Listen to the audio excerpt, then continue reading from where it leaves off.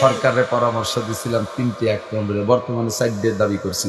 1 নম্বরে নামাজের bill pass করা হোক, 2 নম্বরে পর্দার বিল পাস করা হোক। পর্দা মাত্র 40টা দিন, মাত্র 40টা দিন এই দুটি কথার পর আমল করবে।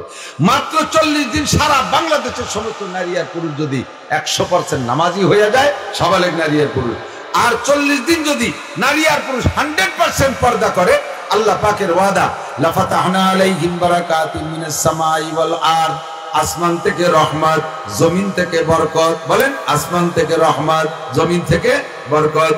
আসমান থেকে রহমত, জমিন থেকে বরকত। আমিস সামাই রিজকুকুম ওয়া মা তুআদুন, রিজিক আসে আসমান থেকে, তবে ওয়ে হয়ে আসে, মিডিয়া হয়ে আসে মাটির ভিতর থেকে, মাটি হয়ে আসে। আসমানের রিজিক মাটির তলে যায়, সেখান থেকে মাটির যে গুণ আছে সে গুণতে প্রকাশ করে।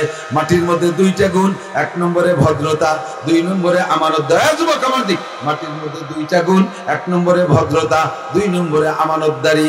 মাটি চরম ভদ্র, জীবনে জীবন ভরে পায়ের নিচে থাকে, কোনোদিন মাটিতে কইল না আমি মাথার উপরে যাব।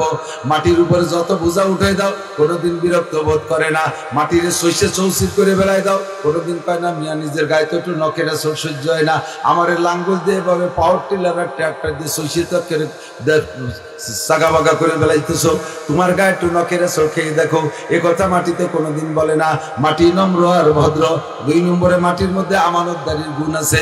বীজ দিলে মাটিতে 100 বছর পর্যন্ত আম দেয়। মাটির একটা নারকেল দিলে সেখান থেকে গাছ হয় 100 বছর নারকেল দেয়।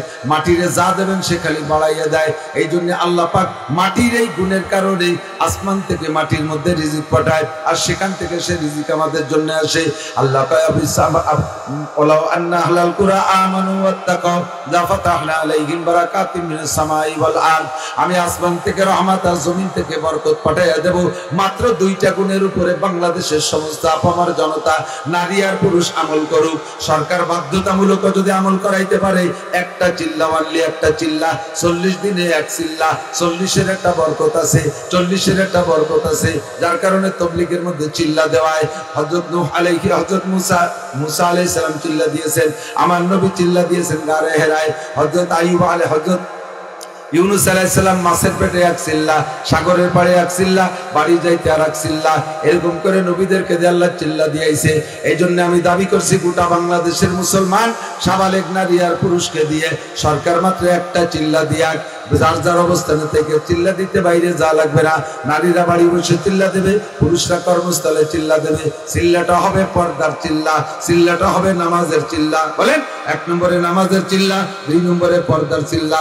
যত পার্ক আছে, পার্কে জোড়া জোড়া বসে বসে তসবিহ টিপতেছে, ওইগুলোরে পুলিশ দিয়ে পার হইয়া করে ভিটে ছাড়া করে দিতে হবে।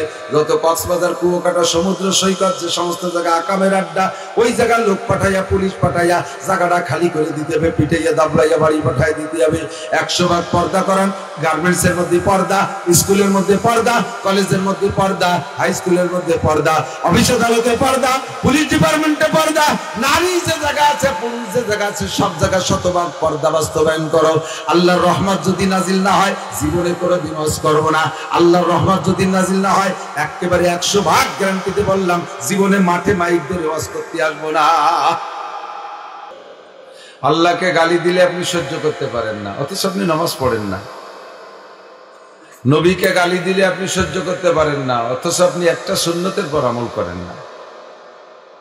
আপনি আল্লাহকে বিশ্বাস করেন, নবীকে বিশ্বাস করে কলেমা পড়েছেন, লা ইলাহা ইল্লাল্লাহু মুহাম্মাদুর রাসূলুল্লাহ। এজন্য আপনার নামে জান্নাতের মধ্যে বিশাল এক দাগ জমি দলিল হয়ে গেছে। এখন জমি আপনার, আল্লাহ পাক রব্বুল আলামিনের সিস্টেম এটা না যে একজনের নামে জমি দলিল হবে আর সেই জমি আর একজনের দিয়ে খাওয়াবে, এটা সিস্টেম না। যার জমি সেই ব্যবহার করবেন। কিন্তু নামাজ পড়েন নাই, রোজা রাখেন নাই, ফরজ ওয়াজিব আদায় করেন নাই, অসংখ্য গুনাহ করেছেন, এরও একটা বিচার হবে। 1 ওয়াক্ত নামাজের বিনিময়ে আপনাকে 80 হুকবা জাহান্নামে পোড়া লাগবে। একটা মানুষ যারা পরিমাণ ভয় পেল না, পান যে চাওয়া সে চাবাই যাচ্ছে, জাগর কাটিয়ে যাচ্ছে। 80 হুকবা জাহান্নাম রে একটু ভয় পালেন না 1 ওয়াক্ত নামাজের জন্য। এখন যারা বুড়ো চেহারা দেখতেছি, চেহারা দেখলে অনেকটা টের পাই। কে কোন বয়সেতে নামাজ শুরু করছেন চেহারা দেখলি টের পাওয়া যায়, কারণ কমপক্ষে যে যার ব্যবসা করে সে তার মাল দেখলিছি না। আমি তো এই ওয়াজের ব্যবসা করি, এই মাল দেখলিছি না। নিশ্চয় আপনার গোড়ায় দিয়া 15 বছর বয়সে সাবালেক হয়েছেন, 40 পর্যন্ত ওই 25 বছরের চিন্তি করেন নাই। পড়লিও বাউলি দিয়ে ঘুরিয়ে দিক ঘুরিয়ে গেছেন যে ওই দিকের পড়াটা বা সিজদা না হয়ে যায়। এইভাবে চলে গেছে 25 বছর। চেহেল সালে উমরে আজিজত গুজাশত, চেহেল সালে উমরে আজিজত গুজাশত, মিজাজে তো আজহাল তফলি নগাশ। 40 বছর চলে গেছে, এখনো পোলাপানের স্বভাব যায়নি। হুজুররা কই এই কটা উঠে দে, এর নাম তো আসবে না। ওঠ ওঠ ওঠ ওঠ ওঠ ওঠ যা যা, বতি হইয়া আছিস, যা সর যা যা, সময় হবে, দুলু বাড়ি যা। ও স্যান্ডেল ওই দাঁড়ে, তবে কোন দিক যাবে?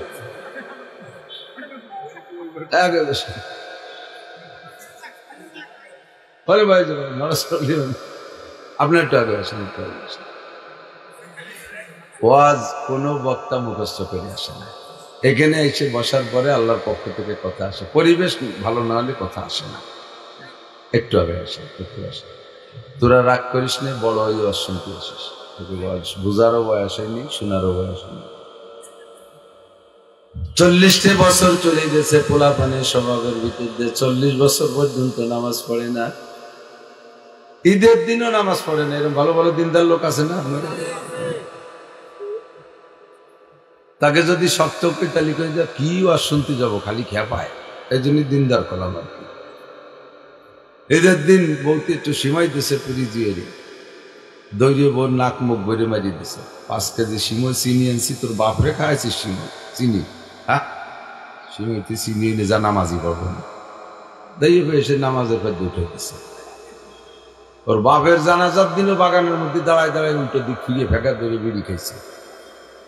এত বড় আন্তর্জাতিক খ্যাতি সম্পন্ন ধামড়া এইটা আজকে আমাদের কাসেম ঈসা হুজুরের রোহানি নুরানি বয়ান শুনে দিলটা নরম হয়ে গেছে। এখন নামাজ শুরু করছে, আজকের থেকে সিদ্ধান্ত নিয়েছে নামাজ পড়বই।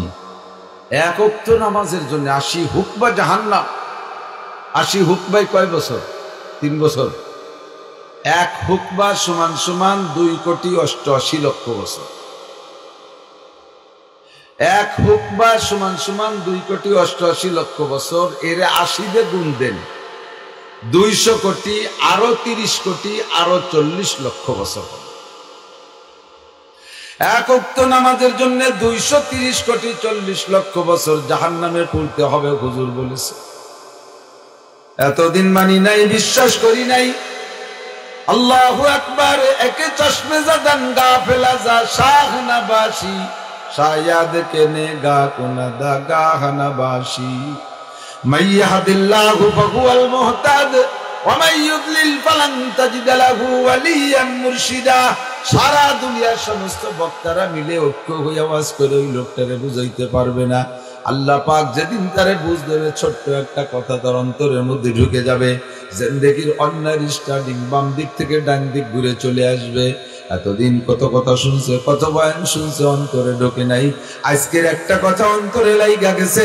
আরে দুনিয়ার সবচাইতে দুর্বল আগুন মোমবাতি জ্বালাইলে যে আগুন হয়, মোমের আগুনের মধ্যে 100 বছর পর্যন্ত লোহা জাল দিয়ে লোহাকে ধরে রাখলে ওই লোহা গলে পানি হবে না। কথা কন ঠিক কি ঠিক না? মোমের আগুনের মধ্যে লোহা গলে পানি হয় না, কিন্তু দুনিয়ায় লোহা গালাইয়া পানি করার মতো আগুন আছে না নাই? মোমের আগুনের ভিতরে এত দুর্বল আগুন, একটা মিনিট আমি আঙ্গুল ধরে রাখতে পারি না। পর্দার আড়ালের মা বোনরা, অন্তরের কান লাগাইয়া শোনো। আল্লাহর কসম, আল্লাহ যদি সত্য হয় তার নবী সত্য, আর তার নবী সত্য হলে তার হাদিস সত্য, তার হাদিস সত্য হলে আমি নাসিরের বক্তব্য সত্য। এক ফোঁটা চিন্তা করো না এদিক সেদিক, ভুল মোটে বুঝবাই না। এক ওয়াক্ত নামাজের জন্য 230 কোটি 40 লক্ষ বছর জাহান্নাম।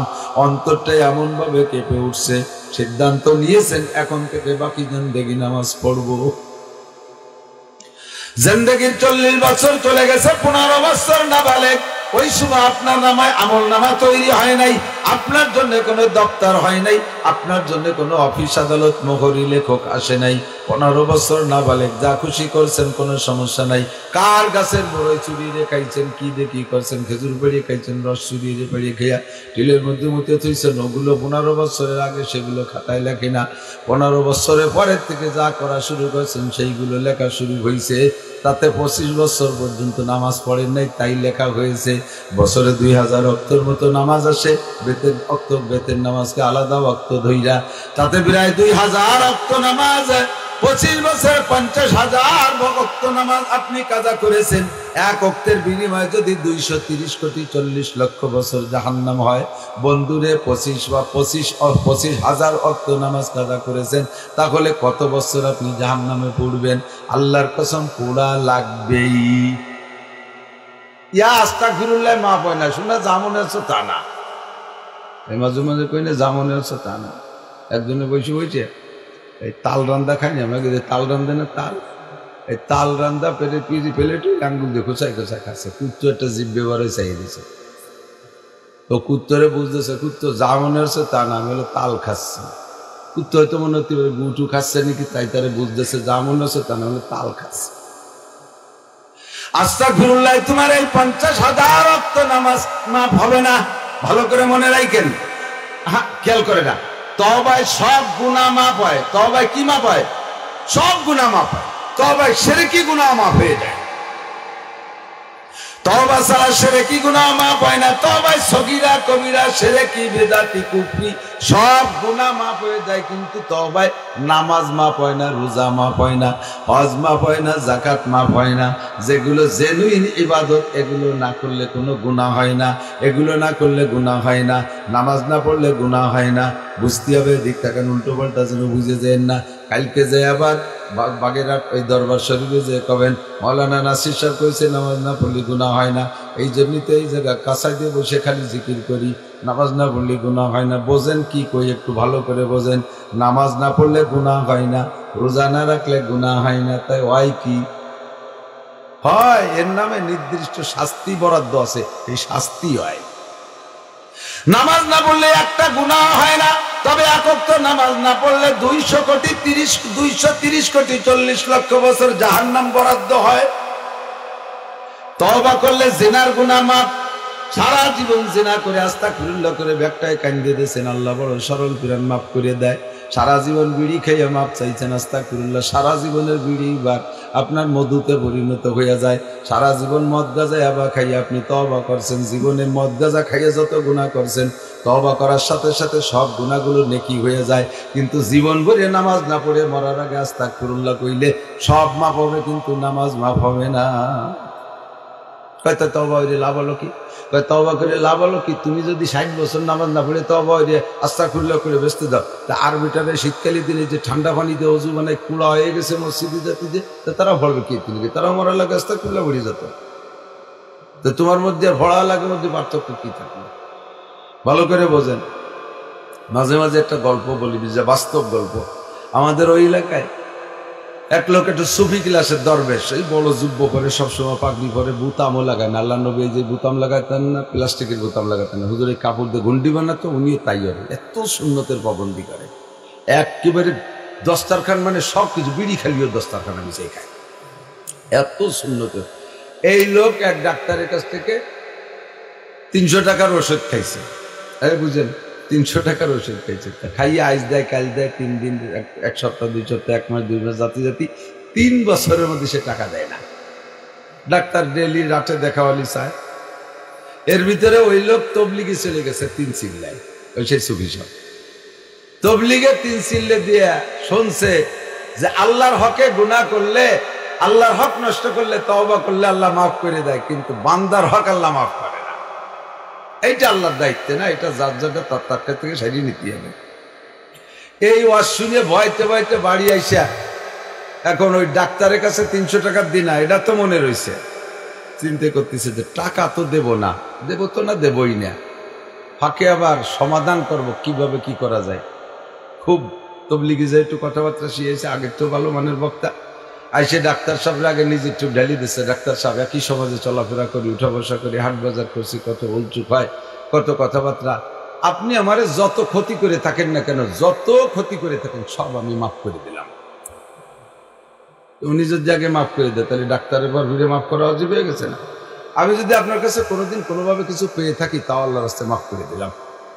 দুনিয়ার থেকে সাপড়া হয়ে যা ভালো, আপনিও আমারে যেখানে যা সমস্যা আছে সব মাফ করে দেবেন। এভাবে আমরা মাপিয়ে সাফ করে দুনিয়ার থেকে যাই। আমি আপনার মাফ করে, আপনি আমরা মাফ করে দিলেন তো, ডাক্তারকে আপনার সব মাফ করে দিলাম, টাকা 300 দেন। মাফ সালাম কি? মাফ চাইলে হলো, এ টাকা দেওয়ার কথা ছিল 3 বছর আগে, এখন দিলে এই 3 বছর গুরু হয়েছে, গুরুনুর গুনাটা মাফ করে দিলাম। এই গুরু হয়ে যে কষ্ট হতেছে, এই কষ্ট মাফ করে দিছি, টাকা ভেলা আগে, সুফিগিরিতি কাজ হবে না।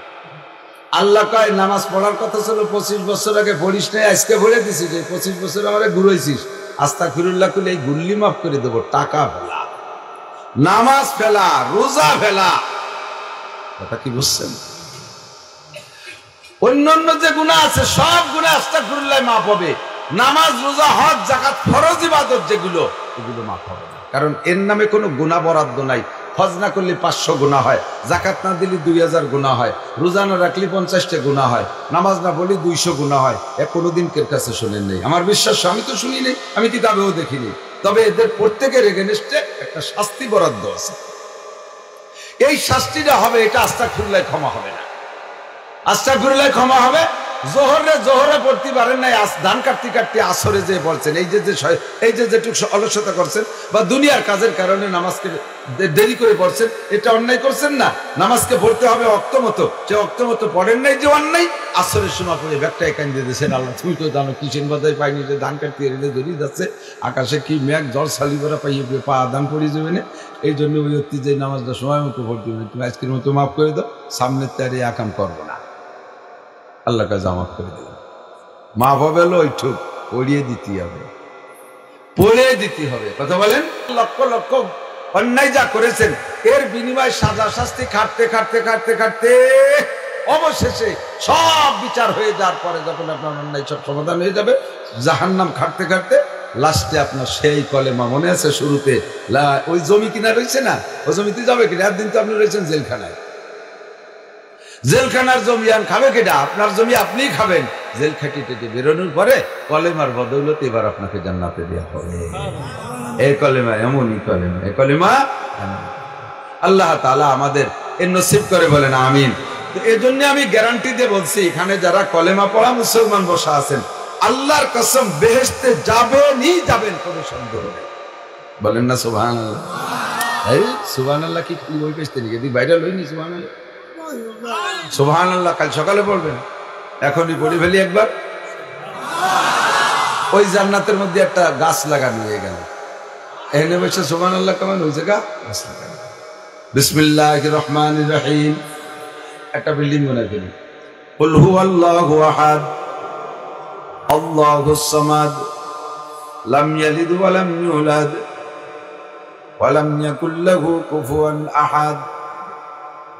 আল্লাহর কসম, এই মুহূর্তে আপনার ওই কিনা জমির ভিতরে 4 তলার একটা দালান হয়ে আছে, এর সাথে ইন্নাতাইনা পড়েন আর 3 তালা, এর সাথে নাচ পড়েন 6 আর 3 9 9 6 কি বলা হয় 27 7 6 13 তালা, এভাবে পড়তে থাকবেন আর আয়াত হতে তালে থাকবে।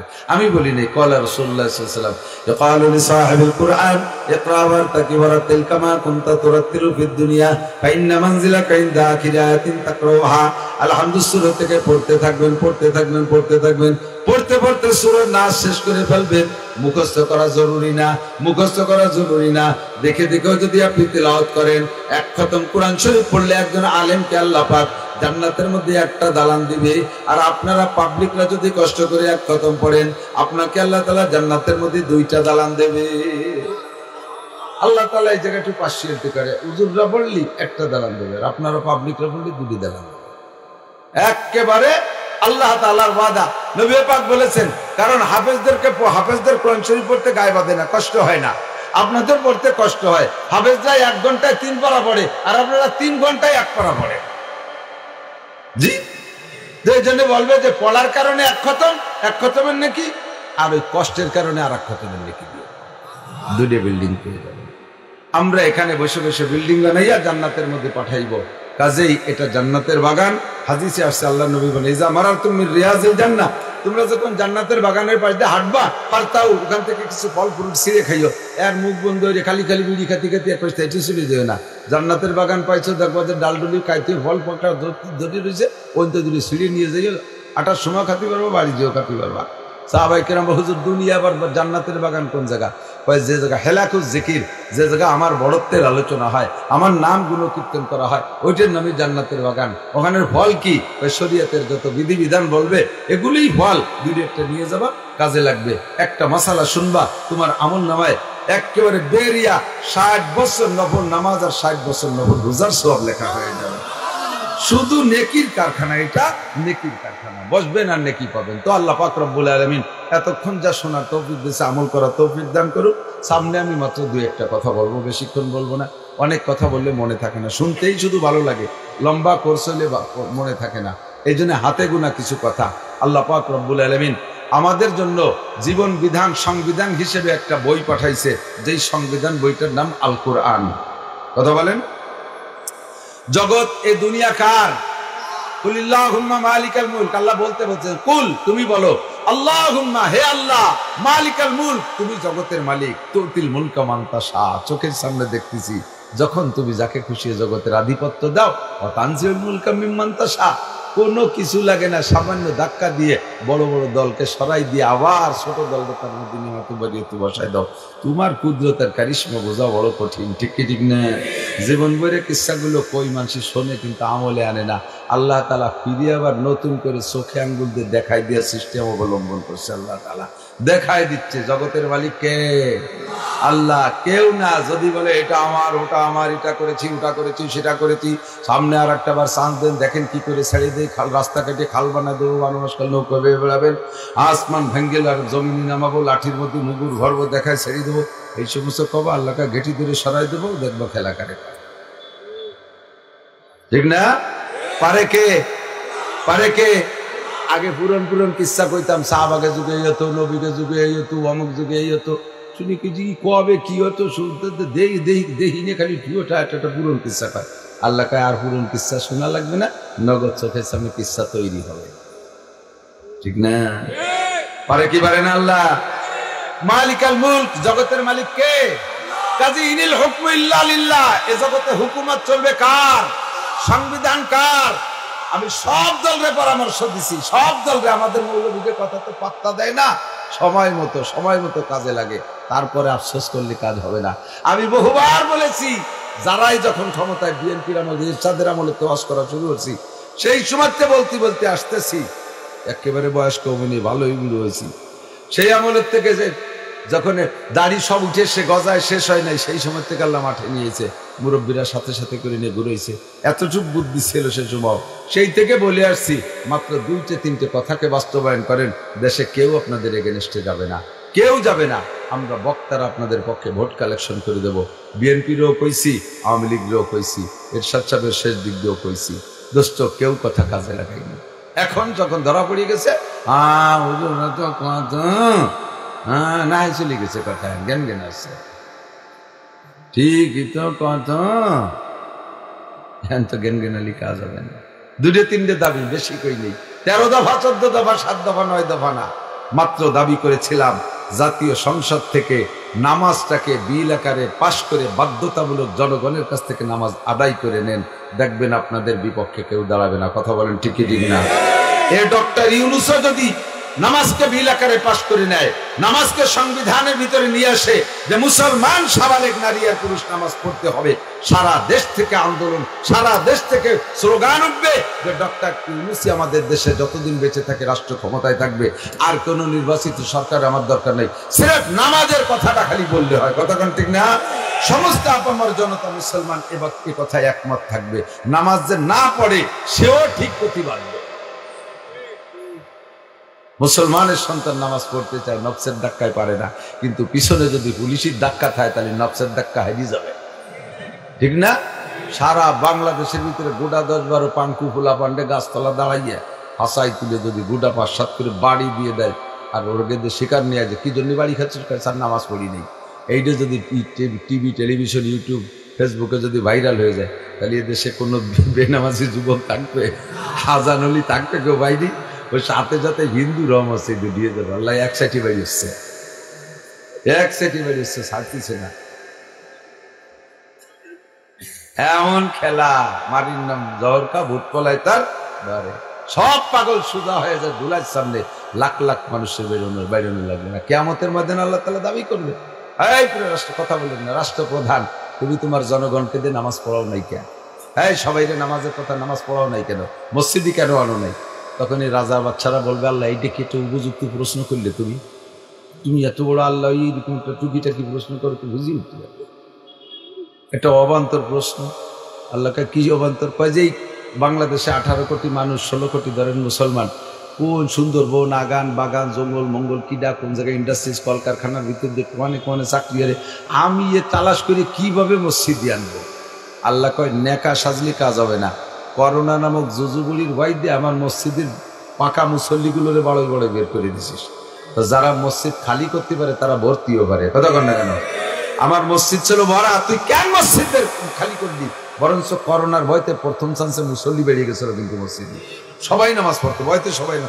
আমার এত সুন্দর একটা সিস্টেম আমি দিলাম যে এই যে করোনার ভয় দিয়ে মসজিদে নিয়েছি, আর তুমি সেই ভয় দিয়ে আবার মসজিদ থেকে মুসল্লি বের করে দিছো। তা আমার মসজিদ মুসল্লিদের বের করছো, মসজিদ খালি করছো, পরে করোনা চলে যাওয়ার পরে সেই মুসল্লিকে ডাকে ভরি দিলে না কেন? যারা খালি করতে পারে তারা ভর্তি পারে, খালি করছো ভরো নেই, আসো জবাব দিয়ে দাও। আসো দুনিয়ার কাম করে মেয়েদেরকে রাস্তাঘাটে বিভিন্ন জায়গায় চাকরি করতে, চাকরির নাম দিয়ে পুলিশের ভিতরে মহিলা, আর্মির মধ্যে মহিলা, বিডিআর এর ভিতরে মহিলা, সেনাবাহিনীর ভিতরে মহিলা, গার্মেন্টসে মহিলা, স্কুলে মহিলা, অফিস আদালতে মহিলা, হাট বাজারে মহিলা, বিমান চালায় মহিলা, বাস চালায় মহিলা, ট্রাক চালায় মহিলা। যেই মহিলারা থাকবে কর্ণা ফি বুয়ুতি কুন্না, ঘরের মধ্যেই থাকবে। পুরুষরা চাকরি করে কামাই করে নিয়ে স্ত্রী মা বোন যারা আছে তাদেরকে নিয়ে আনন্দে খাবে, আর মহিলাকে নামাই দিছো আলচষ্টি। আর এইগুলোর তুমি বেপর্দার মধ্যে নামাইছো, একে বেপর্দায় যখন নামাতি পারছো পর্দার মধ্যে কেন ঢুকো নাই? জবাব দেওয়া লাগবে কি লাগবে না? সরকারের পরামর্শ দিছিলাম 3টে, 1 নম্বরে বর্তমানে 4 দাবি করছি। 1 নম্বরে নামাজের বিল পাশ করা হোক, 2 নম্বরে পর্দার বিল পাশ করা হোক। পর্দা মাত্র 40টা দিন, মাত্র 40টা দিন এই দুটি কথা আমল করবে। মাত্র 40 দিন সারা বাংলাদেশের সমস্ত নারী আর পুরুষ যদি 100% নামাজি হয়ে যায়, সাবালেগ নারী আর পুরুষ, আর 40 দিন যদি নারী আর পুরুষ 100% পর্দা করে, আল্লাহ পাকের ওয়াদা লাফাতাহনা আলাইহিম বারাকাতিন মিনাস সামাই ওয়াল আরদ, আসমান থেকে রহমত, জমিন থেকে বরকত। বলেন আসমান থেকে রহমত, জমিন থেকে বরকত, আসমান থেকে রহমত, জমিন থেকে বরকত। আমিস সামাই রিজকুকুম ওয়া মা তুআদুন, রিজিক আসে আসমান থেকে, তবে ওয়ে হয়ে আসে, মিডিয়া হয়ে আসে মাটির ভিতর থেকে, মাটি হয়ে আসে। আসমানের রিজিক মাটির তলে যায়, সেখান থেকে মাটির যে গুণ আছে সে গুণতে প্রকাশ করে। মাটির মধ্যে 2টা গুণ, 1 নম্বরে ভদ্রতা, 2 নম্বরে আমানত। দয়া যুবক আমার দিক, মাটির মধ্যে 2টা গুণ, 1 নম্বরে ভদ্রতা, 2 নম্বরে আমানতদারি। মাটি চরম ভদ্র, জীবনে জীবন ভরে পায়ের নিচে থাকে, কোনোদিন মাটিতে কইল না আমি মাথার উপরে যাব। মাটির উপরে যত বোঝা উঠে দাও, কোনোদিন বিরক্ত বোধ করে না। মাটির সইষে চৌচির করে বেড়ায় দাও, কোনোদিন কয় না মিয়া নিজের গায়ে তো একটু নখের সহ্য হয় না, আমার লাঙ্গল দিয়ে এভাবে পাওয়ার টিলার ট্রাক্টর দিয়ে সইষে তো সাগা বাগা করে বেড়াইতেছো, তোমার গায়ে একটু নখের খেয়ে দেখো। এ কথা মাটিতে কোনোদিন বলে না। মাটি নম্র আর ভদ্র। 2 নম্বরে মাটির মধ্যে আমানতদারির গুণ আছে। বীজ দিলে মাটিতে 100 বছর পর্যন্ত আম দেয়। মাটির একটা নারকেল দিলে সেখান থেকে গাছ হয় 100 বছর নারকেল দেয়। মাটিরে যা দেবেন সে খালি বাড়াইয়া দেয়। এই জন্য আল্লাহ পাক মাটির এই গুণের কারণে আসমান থেকে মাটির মধ্যে রিজিক পাঠায়, আর সেখান থেকে সে রিজিক আমাদের জন্য আসে। আল্লাহ কয় ওয়ালাউ আন্না আহলাল কুরআ আমানু ওয়াত্তাকাউ লাফাতাহনা আলাইহিম বারাকাতিন মিনাস সামাই ওয়াল আরদ, আমি আসমান থেকে রহমত আর জমিন থেকে বরকত পাঠাইয়া দেব। মাত্র 2টা গুণের উপরে বাংলাদেশের সমস্ত আপামার জনতা নারী আর পুরুষ আমল করুক। সরকার বাধ্যতামূলক যদি আমল করাইতে পারে। একটা চিল্লা মারলে একটা চিল্লা, 40 দিনে এক চিল্লা, 40-এর একটা বরকত আছে, 40-এর একটা বরকত আছে, যার কারণে তবলিগের মধ্যে চিল্লা দেওয়ায়। হযরত নূহ আলাইহি, হযরত মুসা আলাইহিস সালাম চিল্লা দিয়েছেন, আমার নবী চিল্লা দিয়েছেন গারে হেরায়, হযরত আইয়ুব আলাইহি, হযরত ইউনুস আলাইহিস সালাম মাছের পেটে এক চিল্লা, সাগরের পাড়ে এক চিল্লা, বাড়ি যাইতে আর এক চিল্লা, এরকম করে নবীদেরকে দিয়ে আল্লাহ চিল্লা দিয়েছে। এই জন্য আমি দাবি করছি গোটা বাংলাদেশের মুসলমান সাবালেগ নারী আর পুরুষকে দিয়ে সরকার মাত্র একটা চিল্লা দিয়াক, যার যার অবস্থানে থেকে চিল্লা দিতে বাইরে যা লাগবে না। নারীরা বাড়ি বসে চিল্লা দেবে, পুরুষরা কর্মস্থলে চিল্লা দেবে। চিল্লাটা হবে পর্দার চিল্লা, চিল্লাটা হবে নামাজের চিল্লা। বলেন, 1 নম্বরে নামাজের চিল্লা, 2 নম্বরে পর্দার চিল্লা। যত পার্ক আছে, পার্কে জোড়া জোড়া বসে বসে তসবিহ টিপতেছে, ওইগুলোরে পুলিশ দিয়ে পার হইয়া করে ভিটে ছাড়া করে দিতে হবে। যত কক্সবাজার, কুয়াকাটা, সমুদ্র সৈকত, যে সমস্ত জায়গা আকামের আড্ডা, ওই জায়গায় লোক পাঠাইয়া, পুলিশ পাঠাইয়া জায়গাটা খালি করে দিতে হবে, পিটাইয়া দাবলাইয়া বাড়ি পাঠাই দিতে হবে। 100 ভাগ পর্দা করান। গার্মেন্টসের মধ্যে পর্দা, স্কুলের মধ্যে পর্দা, কলেজের মধ্যে পর্দা, হাই স্কুলের মধ্যে পর্দা, অফিস আদালতে পর্দা, পুলিশ ডিপার্টমেন্টে পর্দা, নারী যে জায়গা আছে, পুরুষ যে জায়গা আছে, সব জায়গায় 100 ভাগ পর্দা বাস্তবায়ন করো। আল্লাহর রহমত যদি নাজিল না হয়, জীবনে কোনোদিন হজ করব না। আল্লাহর রহমত যদি নাজিল না হয়, একেবারে 100 ভাগ গ্যারান্টিতে বললাম, জীবনে মাঠে মাইক ধরে হজ করতে আসবো না। 100 ভাগ সাহস আছে, নইলে কথা বলতে পারতাম না। বিশ্বাস না হয় চলে যান আফগানিস্তানে, যে দেখেন 100 ভাগ পর্দা বাস্তবায়ন করে বেলাইছে।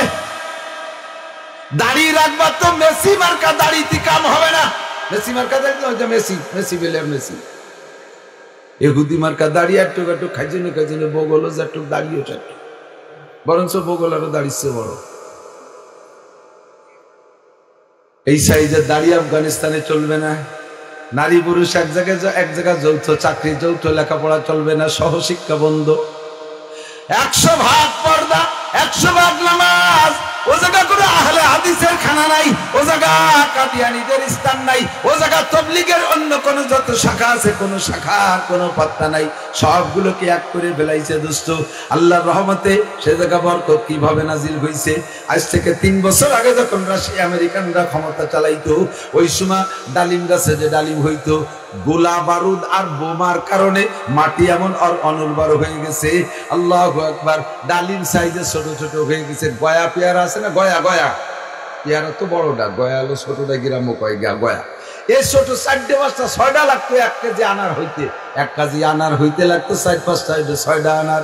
আর এখন সেই গাছই রয়ে গেছে, শুধু হুকুমত পাল্টাই দিয়েছে, কোরআনের আইন বাস্তবায়ন করে বেলাইছে। সেই গাছে এখন যে ডালিম হয়, এক একটা ডালিমে 1 কেজি 1.5 কেজি হয়।